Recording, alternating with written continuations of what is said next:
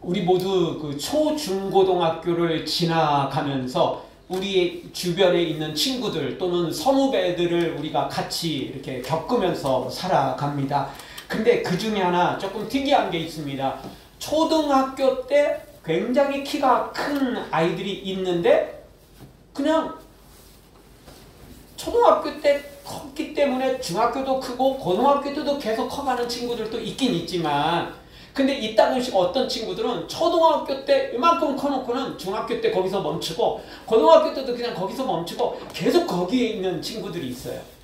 또 어떤 친구들은 초등학교 때 작기 때문에 중고등학교 때도 여전히 작은 아이들도 있긴 있지만, 그 중에 특별한 또 한두 명은 초등학교 때는 됐다 조그만 했는데 완전 땅꼬마였는데 어머니 갑자기 중학교 가더니 막 쑥쑥 자라갖고는 얼마나 키가 크는지 모릅니다. 그래서요, 참 사람 알 수 없는 게 사람인 것 같습니다. 어떤 가게나 사업도 그런 것 같습니다. 그리고 어떤 개인적인 것도 그런 것 같습니다. 대부분 다 그냥 뭐 그대로 예상대로 되는 것도 있지만, 그러나 전혀 다른 모습을 보이기도 합니다. 여러분, 우리 그 주변에서 유치원 또는 어린이집 다닐 때 굉장히 천재 같은 아이들이 있어요. 너무너무 똑똑해요. 진짜 뭔가를 너무너무 잘해. 얘 진짜 천재인가 보다. 뭐 이런 애들이 있습니다. 그런데 그 애들이 반드시 초등학교, 중학교, 고등학교 계속 갈 때까지 계속 천재 소리를 듣는 아이들도 있긴 있지만, 천재 소리 듣다가요 그냥 사라지는 경우가 생각보다 많아요. 그냥 평범한 아이들이 돼버리는 경우도 있죠. 근데 어떤 애들은 뭐 그렇게 천재 소리 들을 만큼도 아니고 너무 평범한데 가면 갈수록 정말 천재 같은 아이들도 또 있습니다. 뭐 우리가 잘 아는 뭐 연예인들도 그렇습니다. 정말 나타나자마자 순식간에 막 인기를 끌고 이런 연예인, 근데 어느 날 보면 사라져서 보이지도 않는 연예인. 근데 또 어떤 연예인들은 정말 엑스트라 겨우 뭐 대사 한마디 없고 그냥 얼굴 하나 비추는 것들로 시작해가지고 정말 어느 순간에 정말 국민의 사랑을 받는, 그래서 대기만성이다 라는 말이 딱 들어맞을 정도로 그렇게 또 나중에 잘 되는 그런 사람들도 있습니다. 그래서 우리가 세상 살아가는데 정말 기대만큼 되는 사람이 있고 기대만큼 안 되는 사람이 있고, 기대도 안 했는데 너무너무 잘 되는 사람도 있고, 우리가 또 닥치는 일도 그렇습니다. 어떤 건 기대가 컸는데 실망도 커버리는 경우도 있고, 어떤 건 기대도 하지 않았는데 정말 나를 놀랍게 만들 만큼 기쁘게 만드는 그런 일도 있고, 그래서 우리 인생은 정말 알 수 없는 거고 정답도 모르고 닥쳐봐야 알고 지나봐야 알 정도로 우리 인생이 참 복잡하기도 하고 다양하기도 합니다. 그런데요, 영적으로도 그렇습니다. 사탄과 악인들은 지금 번창하지만 결국 작아지다가 지옥에 떨어지게 된다는 것입니다. 반대로 하나님의 사람들은 약한 모습으로 출발한 것 같지만 성장해서 위대한 하나님의 역사의 주인공들이 된다는 것입니다. 구체적으로 말한다면 사탄은 가룟 유다를 부추겨서 예수님을 팔도록 합니다. 그리고 그 예수님은 백성들과 제사장들과 종교 지도자들, 그 모든 자들의 악한 행위들로 말미암아 결국 십자가에 못 박혀 죽습니다. 정말 사탄은 만세 삼창을 외쳤을 것입니다.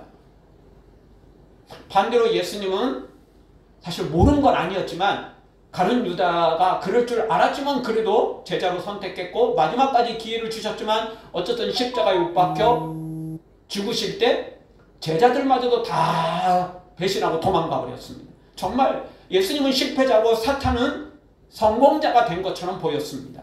그러나 그걸로 끝이 아니었죠. 예수님은 죽음을 이기시고 부활하셨다는 것입니다. 그리고 금방 제자들도 다시 회개하고 돌아와 하나님의 사람으로 우뚝 세워지는 것을 보게 됩니다. 이렇듯 사탄과 악인들은 세상에서 지금은 번창하고 잘 되는 것 같지만 마지막은 지옥으로 떨어지는 것입니다. 반대로 하나님의 나라는, 하나님의 사람들은 약하고 실패한 것처럼 보이고 패배자처럼 보여도 결국엔 나중에는 승리하게 되더라는 것입니다. 최후에는 천국과 상급까지 다 모든 영광들을 얻게 되더라는 것입니다. 사랑하는 성도 여러분, 겉모양만 보고 그럴듯한 것만 보고 지금만 보고 사탄 따라가지 말고 시험에 들지 말고 하나님께서 우리를 반드시 복주시고 승리케 하시고 번창하게 하시고 우리를 도우실 것을 굳게 믿고 믿음으로 달려가 예수님이 죽음을 이기시고 무덤을 깨뜨리고 부활하신 것처럼 우리 모두 다 그런 위대한 믿음의 하나님의 주인공들로 세워지기를 주의 이름으로 축원합니다. 오늘 성경은 바로 이 하나님의 나라가 어떤 나라인지 다시 한번 우리에게 보여주고 있습니다. 마태복음 13장은 비유장이라고 그랬는데 어떤 비유냐면 다 하나님의 나라에 대한 비유입니다. 하나님의 나라는 이와 같다. 그런 것들인데 오늘 성경은 우리가 잘 아는 겨자씨 비유입니다. 그래서 오늘 성경 통해서 우리가 하나님의 나라가 어떤 나라인지를 우리가 발견하게 되는데 첫 번째로는 하나님의 나라는 아무리 작아 보여도 생명이 있다는 것입니다. 사람들은 여러분 보이는 것에 현혹이 많이 됩니다. 그래서요 세상 사람들이 다 그렇긴 하지만 우리나라 사람들은 더 그게 강합니다. 큰 거 좋아하고요, 예쁜 거 좋아하고요, 비싼 거 좋아하고요, 이런 거 되게 좋아합니다. 그래서 그냥 꽃미남, 롱다리, 뭐 기타 등등 하여튼 보이는 게 이게 굉장히 중요한 나라가 우리나라입니다. 안 그래도 어제 이제 우리가 차를 타고 저 동대문 쪽으로 이제 들어가는데 정말 보통 일이 아니었어요. 어제 조카 결혼식인데 40분이나 늦었어요. 왜 그렇게 됐냐면 가는데 교통사고가 3번이나 나 있는 거예요. 저 북쪽으로 한강 넘어가는데 또 교통사고가 나가지고 그냥 거기 다리 위에서 10분 이상을 그냥 차도 가지도 제대로 못하게. 또 가다 보면 또 사고 나 있어. 멈춰 있으면 사고 나 있는 거예요. 그 3번이나 났어요. 3번이. 반대편 사고까지, 우리 차선 반대 차선에 있는 사고까지 보면 4번입니까? 5번입니까? 어제 그렇게 사고가 많더라고요.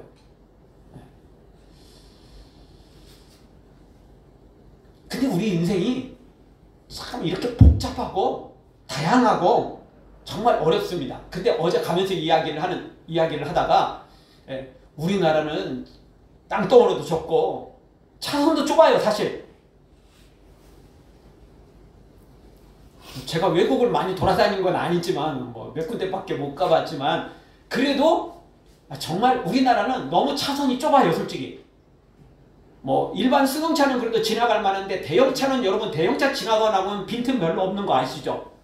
이쪽 차선에서 이쪽 차선까지 꽉 차는 게 대형차예요. 그래서 솔직히 우리가 소형차를 타고 가도 승용차를 타고 가도 대형차가 옆에 가면요 빈틈이 없어요. 긴장해야 돼요. 조금만 잘못하면 부딪히기 십상이거든요.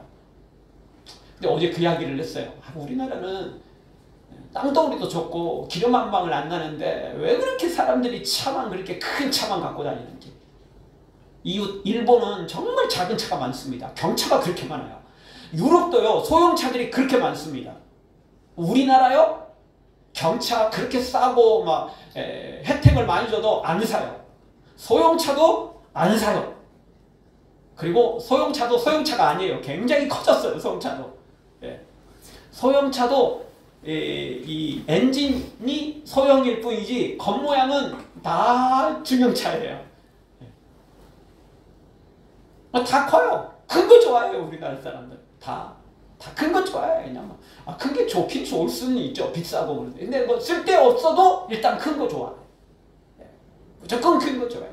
사람도 그냥 롱다리 큰 거 다 좋아해요. 그냥 작으면 그냥 다 별로야. 그냥. 다 예쁜 거 좋아하고 다 외적인 걸 너무너무 좋아해요. 그러니까 보이는 것에 너무 현혹되다 보니까 진짜 내용을 못 보고요. 질적인 걸 잘 못 봐요. 그게 이제 유교적인 것에서 시작해서 여전히 그걸 우리가 못 벗어나고 있는 거죠. 지금이야 웰빙이라고 그래서 못생기고 벌레 먹은 흔적이 있는 그런 야채나 또는 그런 과일도 생각보다 잘 팔리기도 합니다. 그러나 한때는 그런 야채나 그런 과일은 줘도 안 먹었습니다. 못생겼다고, 더럽다고. 근데 알고 봤더니 그거는 유기농이고 농약 한 번 안 친 정말 건강한 음식이었고, 겉보기에는 때깔이 좋은 것은 알고 봤더니 농약을 덧칠해놓고 그 후에도 거기에 방부제를 치고 또 막 빛나게 만드는, 비까비까하게 만드는 약품들을 막 처리를 했더라는 거죠. 여러분, 보이는 게 다가 아닙니다. 보이는 것만 보고 살아가다 보면 정말 중요한 것들을 놓칠 때가 있습니다. 물론 건강한 식품에 건강한 것, 멋있는 모양에다가 내용까지 좋으면 좋겠죠. 뭐 이것저것 다 좋으면 금상첨화 정말 좋겠죠. 근데 여러분, 세상에는 그런 것들이 거의 없습니다. 둘 중에 하나인 것입니다. 겉모양이 그럴듯하면 내용은 별 볼일 없고요. 내용이 또 충분하면 겉모양까지 다 그렇게 신경 쓸 수 있는 상황들이 안 되는 거예요. 다 그런 겁니다. 농약 많이 치면 당연히 벌레는 죽지만 건강하지 않는 음식이 되는 거고, 농약 안 치면 건강한 음식이 되겠지만 벌레들이 들끓을 수밖에 없는 것입니다. 그게 세상 이치인 것입니다. 우리도 외적인 거 너무 밝히면 결국 내용은 못 보는 거예요. 내용은 소홀해질 수밖에 없는 거죠. 내용에 집중하다 보면 겉모양이 조금 약해질 수밖에 없는 거고요. 둘 다 잘한다는 건 현실적으로 어렵습니다. 저는 개인적으로 조금 겉모양이 좀 약한 편입니다. 별로 신경을 안 쓰는 편입니다. 그래서 저희 집에 있는 사모나 하령이가 되게 또 신경을 많이 쓰는 편이에요. 왜? 제 마음대로 하니까. 신경 안 쓰니까. 그럴 때 많습니다. 머리도 깎으라 해야 깎고, 하여튼 뭐 옷도 그냥, 저는 그냥 제 편하면 됩니다. 근데 또 뭐 사회적인 이치가 있다나 뭐나 필요하긴 한데, 근데 또 너무 귀찮을 때도 솔직히 있어요. 다 갖춰야 되는데 여러분, 그렇게 다 갖춘다는 게 쉽지가 않습니다. 다 갖추는 사람도 있을 수는 있겠죠. 근데 대다수는 여러분, 한쪽에 신경 쓰면 한쪽은 소홀해질 수밖에 없는 게 사람인 것입니다. 그래도 제가 굉장히 실용적인 사람이어도 항상 실용적이냐? 또 그렇지 않아요.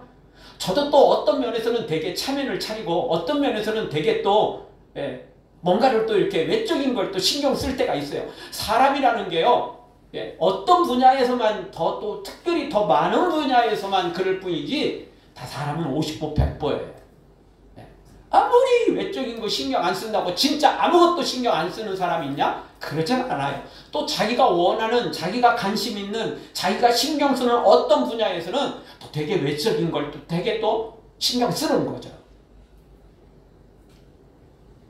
그럼에도 불구하고 우리가 잘 알듯이 세상엔 빛 좋은 개살구가 있습니다.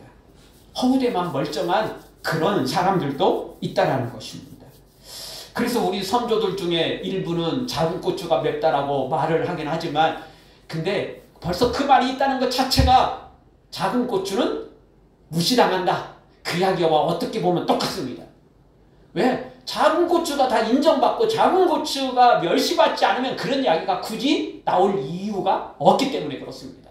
작은 고추가 멸시받고 작은 고추가 별 볼 일 없이 취급당하니까 그런 이야기가 나오는 거예요. 그런 이야기가 또 강조되는 거죠. 평범하면 그런 이야기가 굳이 나올 이유가 없는 거죠.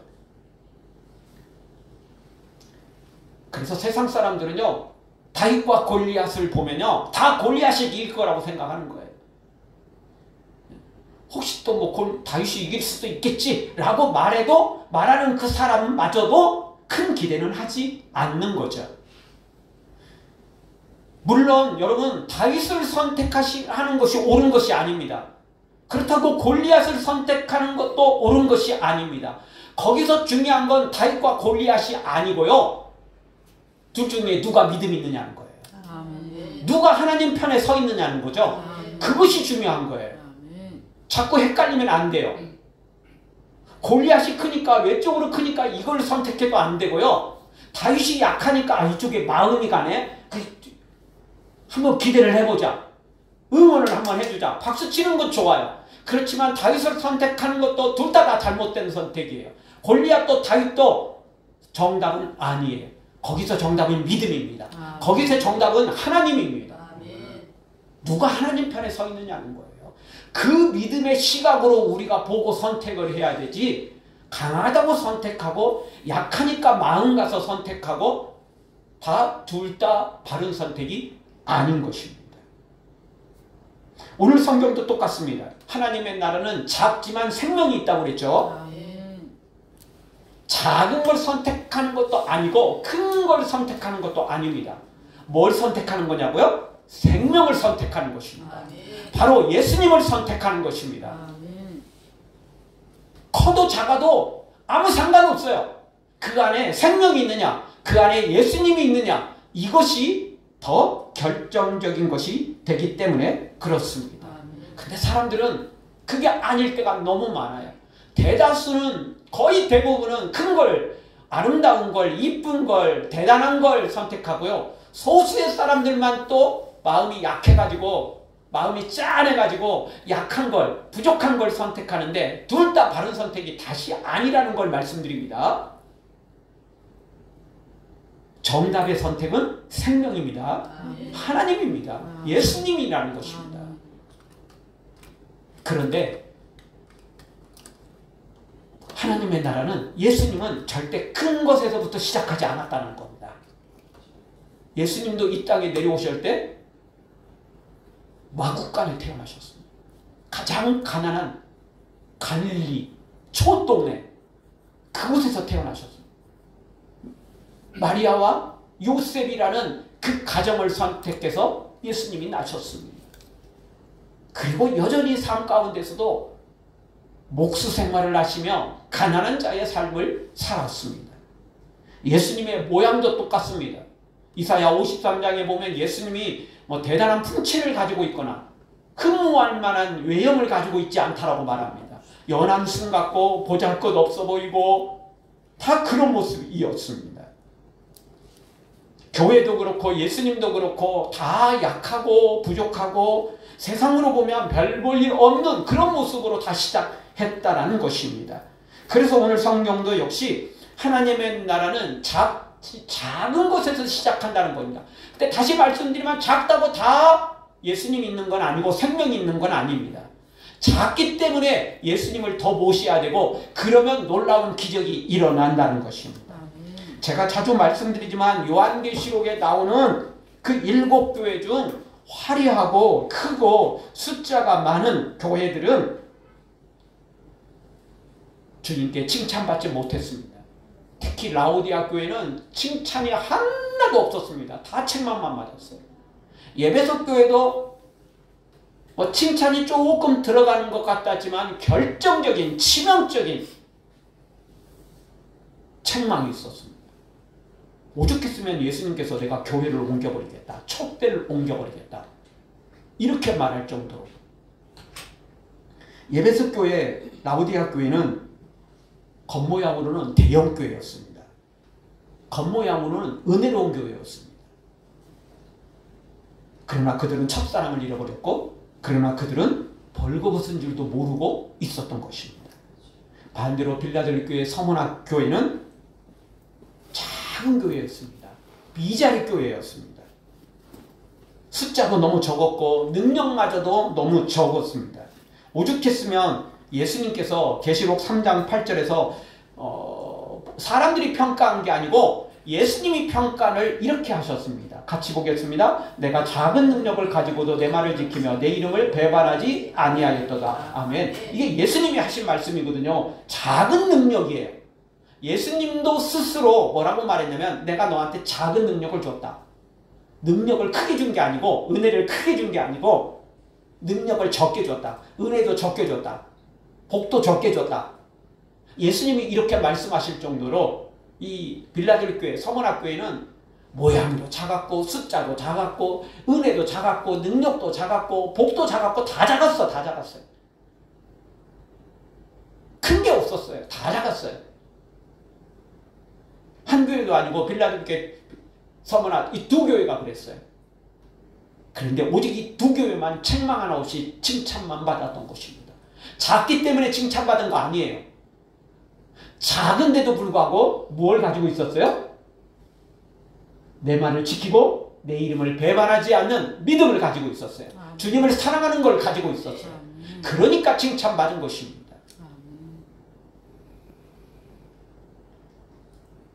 다시 한번 말씀드립니다. 우리가 보이는 것에 속으면 안 됩니다. 특히 우리나라 사람들, 저나 여러분이나 한국 사람이라면 더 위험에 노출되어 있어요. 우리도 모르는 사이에 유교적인 문화가 다 우리 가운데 있어요. 우리 사회 전반에 유교의 문화가 있어요. 다 체면 문화가 있다니까요. 옛날부터 그런 것들이 있어요. 굶고 왔어도 배에서 꼬르륵꼬르륵 소리 났어도 고기 먹은 것처럼 있으시기를 하려고 하는 성향이 다 있어요. 아닌 것 같지만 있어요. 제가 아까 말씀드렸죠. 제가 굉장히 실용적인 사람 같지만 절대 그렇지 않아요. 또 어떤 면에서는 되게 체면을 차려요. 어떤 면에서는 되게 겉모양을 되게 신경 써요. 왜? 그냥 그런 문화에서 자라왔어요. 그래서요. 그런 걸 굉장히 싫어하고 또 별로 개인적으로 안 좋아하면서도 그걸 또 행하고 있는 저의 모습을 발견한다니까요. 우리가 다 그래요. 대한민국 사람이라면, 아니 사람이라면 다 그런 경향들이 있지만 우리 대한민국 사람이라면 더 그 경향이 강하다는 거예요. 그러니 이 부분에 우리가 신경을 많이 써야 된다는 것입니다. 사실 한국 교회가 80%가 미자립 교회입니다. 100교회가 있으면 80교회가 미자립 교회고요. 그 중에 자립해서 겨우 자립만 해가는 교회들이 또 나머지 20%에서 거의 상당수를 차지하고 대형 교회는 몇 교회밖에 되지 않습니다. 사실.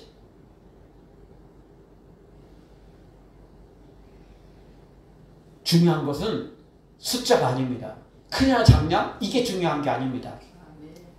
사람들이 많냐 적냐 이게 중요한 게 아닙니다. 중요한 것은 거기 예수님이 있느냐. 중요한 건 거기 생명이 있느냐는 것입니다. 오늘 성경 32절을 다시 한번 보죠. 32절 말씀 같이 봅니다. 이는 모든 씨보다 작은 것이로되 자란 후에는 풀보다 커서 나무가 되매 공중의 새들이 와서 그 가지에 깃들이느니라. 아멘. 어떤 씨보다 작은 거예요? 겨자씨가. 그런데 자랐다라는 거죠. 자란 후에는 풀보다 커서 나무가 될 정도였다. 진짜 큰 나무는 아닙니다. 겨자씨가 진짜 자란다고 진짜 우리가 생각하는 나무는 아닙니다. 그런데 어떤 곡식보다 그래도 더 큰 게 겨자입니다. 겨자는 나무가 아니고 엄격히 말하면 풀입니다. 풀. 나무 아닙니다. 여기 우리가 현수막에도 저 나무 이제 저런 나무 생각하시면 안 됩니다. 새들이 길들이다고 해서 진짜 저렇게 나무가 되는 건 아닙니다. 여기는 다른 곡식들보다 훨씬 더 크다, 더 풍성하다 그런 의미를 담고 있어서 나무라는 표현을 쓴 거지. 약간은 이게 이제 과장이죠. 그들 문화에서는 그렇습니다. 그러니까 갈릴리도 우리 실제로 보면 호수지만 성경에 보면 갈릴리 바다로 나오잖아요. 왜냐하면 사람들이 다 바다로 생각을 했어요. 이유는 바다보다 더 풍랑이 심할 때가 있었거든요. 거기에. 왜냐하면 골짜기에 이 갈릴리 호수가 있는데 그렇게 해서 요단강으로 흘러내려가는데 그 바람 때문에 엄청난 풍랑이 일었어요. 진짜 바다처럼 막 파도가 치고요. 막 풍랑이 이는 곳이 바로 그 갈릴리였거든요. 심지어 그곳에서 평생 어부로 살아가는 사람들도 두려워할 정도로. 그래서 바다라는 표현이 쓰는 거예요. 왜냐하면 대부분의 호수에는 그런 풍랑이 없어요. 솔직히. 갈릴리는 그게 있거든요. 그래서 단순히 그냥 과장시킨 것만 아니고 현실이 그랬기 때문에 그렇습니다.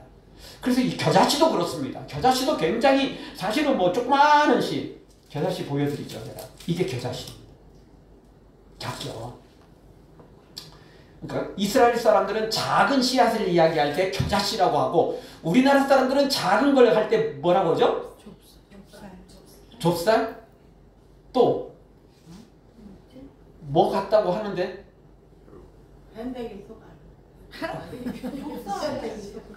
깨알 같다는 말 안 들어보셨어요? 저만 하나? 아니야. 깨알 같다는 말 더 많이 쓰잖아요. 좁쌀보다는 깨알 같은 말을 더 썼죠, 옛날에는. 예. 좁쌀은 조금 좀 약한 거다. 작다기보다는 조금 보잘것없고 이런 쪽에 더 나왔고 깨알 같다라는 표현들을 옛날에 참 많이 썼습니다. 진짜 작다는 표현이죠. 그러니까 우리나라 사람들은 이제 그런 걸 쓰는 거고 이스라엘 사람들은 이 겨자씨, 작은 걸 표현할 때 이 겨자씨를 쓰는 겁니다. 이 겨자씨 만난 씨앗도 많아요. 이 겨자씨가 제일 작은 건 아니에요. 그런데 여기서 왜 겨자씨를 여기 비유로 드렸느냐? 이유는 다른 씨앗들은 예를 들어서 뭐 우리가 깨알 같지만 깨가 자라면 뭐 이 정도 여기서부터 시작해서 뭐 이 정도거든요. 깨들이 거기서 깻잎을 따고 또 나중에 깨를 수확하고 이러는데 그렇게 크지 않고 그렇게 또 막 풍성하지도 않아요. 근데 겨자씨는요 얘를 심어 놓으면요 무슨 뭐 나무가 되는 건 아닌데 뭐 키도 뭐 굉장히 큰 건 아닌데 그럼에도 불구하고 얘는 굉장히 풍성해요. 이 겨자씨가 이제 자라면 얘처럼 이렇게 풍성해져요. 우리나라 깨는 깨 자라봤자 뭐 옆으로 몇 개 이렇게 가지치고 이러면 요거밖에 되지 않습니다. 크지 않습니다. 그리고 내용도 풍성하지는 않아요. 그냥 그 가지 몇 개 이렇게 나올 뿐입니다. 앙상하죠, 솔직히. 깻잎 때문에 입이 그래도 이렇게 크니까 그 개 때문에 조금 이렇게 보이는 거지. 만약 입만 딱 따버리면 너무 앙상하죠. 근데 이 겨자는 그렇지 않습니다. 이 겨자는 굉장히 이런 게 많습니다. 이렇게 굵은 가지가 아니고 막 자자자자하는 것들이 이렇게 풍성하게 이렇게 보기에 좋습니다. 괜찮습니다. 특별히 그 이스라엘 땅에 그런 땅에 요런 게 세워진 이 겨자가 이렇게 자라면 볼만합니다. 그래서 겨자를 이야기한 것입니다. 근데 중요한 건 뭐냐면 이게 작다라고 말하지만 여기에 생명이 있기 때문에 자란 거예요. 생명이 있기 때문에 다른 풀보다 더 커진 거예요. 생명이 있다가 중요한 거예요. 다시 말씀드리면 작다 크다 이게 중요한 게 아니고요. 생명이 있다는 겁니다. 예수님이 있다는 것입니다. 그것 때문에 놀라운 일이 벌어지는 것입니다. 사랑하는 성도 여러분, 지금 우리가 작고 볼품없어 보여도 생명 대신 세상에 빛이 되시고 나는 길이요 진리요 생명이다라고 말씀하신 그 생명 대신 예수님이 우리 가운데 오시기만 하면, 그래서 우리 질그릇 같은 우리지만 보배로우신 예수님이 우리 가운데 임재하시기만 하면 우리는 그 예수님 때문에 생명 때문에 우리는 놀라운 기적의 사람이 된다는 것입니다. 하나님의 나라처럼 풍성해지게 된다는 것입니다. 어떤 나무보다 더 큰 나무, 풍성한 나무, 아름다운 나무, 좋은 열매를 맺는 나무가 될 수 있다는 것입니다. 사랑하는 성도 여러분, 그 예수님 모시고 그 예수님과 함께 동행해서 생명 되신 예수님과 함께 아름다운 더 풍성한 생명을 누리고 승리하기를 주의 이름으로 축원합니다. 두 번째, 하나님의 나라는 이 겨자씨는 바로 작지만 커진다는 것입니다. 생명이 있기 때문에 이제 자라는데 생각보다 더 큰 겁니다. 절대 아까 말씀드린 것처럼 나무도 아니고 우리나라 그 곡식들 생각해 보면 상당히 잘 자라고 풍성하지만 우리나라 아닙니다. 저 중동 이스라엘입니다. 1년 내내 가봤자 별로 비도 안 내리고 우리나라 장마철 그냥 하룻밤에 내리는 비 양 1년 내내 내리는 비 양도 안 되는 나라입니다. 제가 언젠가 말씀드렸죠. 그곳에는 고속도로 같은 좋은 길도 있지만 비가 오면 도로가 잠기는 도로도 있습니다. 그래서 우리가 그 이집트에서 이제 홍해 건너서 광야를 지나가지고 이스라엘 남부로 입국해서 들었는데 마침 그날 비가 왔어요. 비 소식이 있었어요. 전날에 비가 조금 와서 가이드가 이야기를 하더라고요. 아직 도로 상황을 정확히 모르지만 만약 생각보다 비가 어제 좀 많이 왔다면 물들이 흐르기 때문에 도로가 잠길 수 있다. 그러면 우리가 대기를 해야 될 수도 있다. 그 이야기를 딱 해주더라고요. 이스라엘 나라는 비가 안 와요. 그러니까 도로도요, 높은 곳에 놓는 게 아니고 사실 그냥 길 따라 도로를 놓고 아스팔트를 놓았는데 비가 오면 잠길 수 있어요. 근데 걱정할 건 없어요. 그래봤자 1년에 한두 번. 아닐 수도 있고. 아닐 수도 있고. 우리 식으로 말한다면 잠수교 생각하시면 되겠죠. 잠수교 비 많이 오면 통행 금지시키잖아요. 그런 거 생각하시면 되겠어요. 다른 도로는 다 멀쩡해요. 또 윗도로도 있고. 근데 밑에 도로, 이 잠수교 밑에 도로는 비가 좀 많이 오면 잠길 수 있어요. 근데 우리는 사실 장마철에 잠수교 생각보다 더 많이 잠길 때가 있죠. 거기는 그렇지는 않는데요. 진짜 1년에 가봤자 한두 번, 그것도 아닌 경우가 많고. 어쨌든 그 나라는 비가 오지 않는 나라. 그래서요, 곡식들이 다 자라질 못해요. 다 땅꼬마들이에요. 다 조그마한 것들이고 다 비실비실한 것들이에요. 우리나라처럼 이렇게 좋은 땅 아니에요. 물론 이스라엘 땅에서도 이 지중해 해변에 붙어있는 서쪽에 붙어있는 땅들은 굉장히 좋습니다. 그곳에도 역시 기름진 땅이기는 하지만 비가 딱 때 맞춰서 내려야죠. 어쨌든 다시 돌아와서 하나님의 나라는 작지만 커진다는 것입니다. 겨자씨처럼 작습니다. 정말 깨알처럼 적습니다. 그리고 교회도 역시 그렇습니다. 예수님 한 분으로 시작했습니다. 12명 택하는데 그동안 한 명은 또 가룟 유다는 또 아니었던 거죠. 근데 또 그 나머지 11명 중에서도 다 신실하게 따랐느냐? 예수님 버리고 다 도망갔잖아요. 겟세마네 동산에서 다 버리고 도망갔지 않습니까? 알고 보면 예수님은 사실 보이는 교회로 보면, 보이는 모인 숫자로 보면 예수님은 실패하셨어요.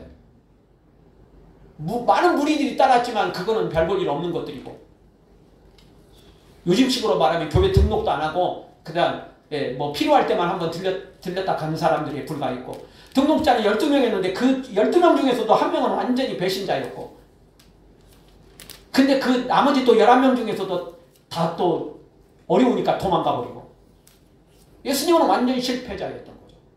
세상으로 보면 그렇습니다. 제자들도 역시 마찬가지입니다. 3년을 따라다니면서 뭔가 좀 했죠. 예수님처럼 귀신도 쫓아내고 병든 자도 일으키고 뭔가 하는 것 같았는데 결국 3년 만에 말짱 도루묵이 되어버렸죠.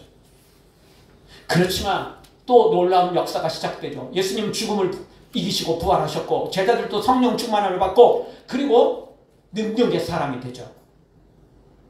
작은 곳에서 시작했지만 갈릴리에서 시작해서 예루살렘으로 왔지만 거기서 다 실패자 됐지만 다시 그곳에서 시작해서 예루살렘을 넘어 로마로 들어가고 로마에서 다시 유럽에서 전 세계를 복음화시키는 놀라운 능력의 교회가 됐던 것입니다. 그런데 지금 또 어떻게 됐죠? 세속화되다 보니까 믿음에서 너무 흔들리다 보니까 교회가 지금 이제 교회 같지 않는 모습으로 변화되고 있습니다. 우리 한국교회도 그렇습니다. 얼마나 많은 핍박자들이 있었는지 우리나라 처음에 선교사들이 이 땅을 받기도 쉽지 않았습니다. 1866년 7월 토마스 선교사는요, 미국 상성 제너럴 셔먼호를 타고 대동강을 타고 거슬러 오다가 육지도 제대로 밟지도 못하고 그 셔먼호가 공격을 받고 침몰해버립니다. 그래서 겨우 육지를 밟긴 밟았어요. 근데 거기서 순교를 당합니다. 근데 그 순교를 당하면서 토마스 선교사는 한문으로 된 성경을 던져줬습니다. 누구인지도 모르고 그냥 아무나 받기를 바라는 마음으로 한문 성경을 던져주었습니다. 근데 그 한문 성경을 박충권이라는 사람이 여기 셔먼호를 침몰시키는데 아주 지대한 공을 세운 이 사람이 굉장히 막 외모도 막 이렇게 키도 막 그냥 등치도 막 우락부락한 이런 진짜 장군, 옛날 식으로 말하면 이 장군 같은 사람이었는데 지위도 어느 정도 있었고요.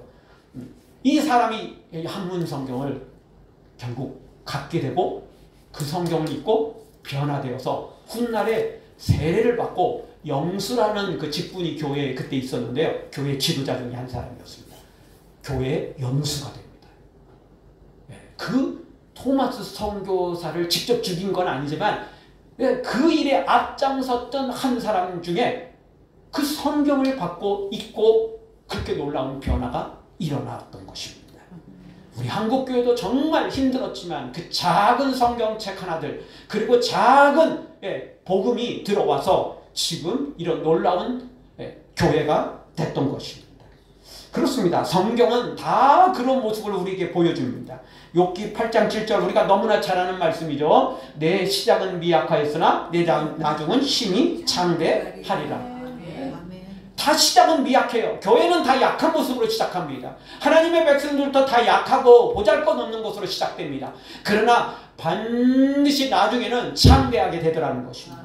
마태복음 25장 21절도 보십시오. 같이 보겠습니다. 살아있도다 착하고 충성된 종아 내가 적은 일에 충성하였으며 내가 많은 것을 내게 맡기리니 내 주인의 즐거움에 참여할지어다. 아멘. 하나님은 처음부터 큰 걸 주지는 않습니다. 하나님은 처음부터 큰 일을 맡기지 않습니다. 내가 적은 일에 충성했기 때문에 하나님께서 많은 것을 주겠다라고 말하는 것입니다.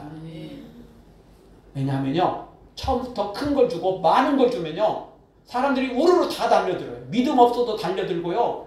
그냥 다 우리나라 사람들 다 큰 것 좋아하고 다 그냥 뭐 공짜는 양념물도 마신다는데 뭐 큰 것 주면 교회에서 큰 것 주면 교회에서 좋은 것 주면 그냥 화려한 것 주면 너 그냥 누구나 다 달려들어요. 그게 예수님이 귀신을 쫓아내고 병든 자를 일이니까 이스라엘 사람들이 전체가 다 달라붙었잖아요. 근데 막상 예수님께서 십자가를 져야 될 때 혜택받은 그들 귀신이 쫓겨나갔던 사람들 본인만 있는 건 아니죠. 친척까지 따져보면 얼마나 많은 사람들이 있었겠어요. 예수님이 3년을 놀라운 기적을 행하셨는데 거기에 연관된 사람들이 얼마나 많았겠습니까? 그런데 그렇게 혜택을 받은 사람들이 안 됩니다. 저 예수님은 죽이면 안 됩니다. 이렇게 외친 사람이 없었어요. 3년을 따라든 예수님의 제자들도 다 도망갔는데 누가 그 일을 했겠어요? 아니에요. 다 도망갔어요. 다 외면했어요. 큰 것 주면요. 좋은 것 주면요. 사람들이 다 우르르 몰려들지만 막상 예수님이 위기에 처하니까 체포되니까 다 떠나버려요. 다 외면해버리죠. 그걸로 끝이 아니고 제사장들이나 종교지들한테 돈 조금 받고는 예수를 십자가에 못 박으셔서 막 데모를 해야 됩니다. 하나님은 처음부터 큰 거, 대단한 걸 맡기지 않습니다. 그러면 가짜들이 우르르 몰려오거든요. 결국 예수님이 체포되고 십자가 지는 상황이 되자 예수님이 작아지자 진짜만 남은 거예요. 그 진짜마저도 사실은 회개하고 돌아왔고 온 제자들, 소수의 여인들, 요 사람들만 나중에 남은 거지. 그래서 실제로는 이 120명이라는 사람들만 남은 것이지 아니었던 거예요. 그래서 교회는 작은 것에서부터 시작됩니다. 왜? 진짜와 가짜를 구분하려고. 네. 그래서 교회는 작은 거, 믿음의 사람도 작은 것에서부터 출발하는 것입니다. 사랑하는 성도 여러분, 지금 작아도 하나님의 능력이 우리 가운데 있음을 기억하고 주님만 믿고 믿음으로 나아가서 우리 교회도 우리 개인도 나중에 주님 안에서 성장하기를 주의 이름으로 축원합니다. 마지막 세 번째로 31절을 통해서 우리가 생각해 볼 수 있는 게 자기 밭에 심을 때 생명이 있고 그 생명이 자라게 된다는 것입니다. 자기 밭에 심지 않으면 아무 소용없어요. 31절을 봐보겠습니다. 같이 봅니다. 또 비유를 들어 이르시되 천국은 마치 사람이 자기 밭에 심은 겨자씨 한 알 같으니 중요한 게 뭐냐? 우리는 그동안 지금까지 저도 사실 이 설교 준비할 때까지는 별로 이 단어에 신경을 안 썼어요. 그냥 32절에 있는 내용 그냥 이렇게 겨자씨지만 나중에 커지고 더 번창해지고 열매가 더 많이 맺혀 요것만 신경 썼는데 근데 설교 준비를 하다가 보니까요. 이 내용이 더 핵심이더라고요. 그게 뭐냐? 자기 밭에 갖다 심어야 돼요. 아무리 생명이 있어도 아무리 겨자씨가 나중에 커져도 자기 밭에 심지 않으면 아무 소용 없어요. 하나님의 나라가 대단해도 자기 밭에 겨자씨를 심지 않으면 자기 밭에 내 밭에, 즉 우리 마음밭에 예수님을 모시지 않으면 소용없어요. 예. 다 남의 건 절대 내 것 아니에요. 한 알이라도 좋으니까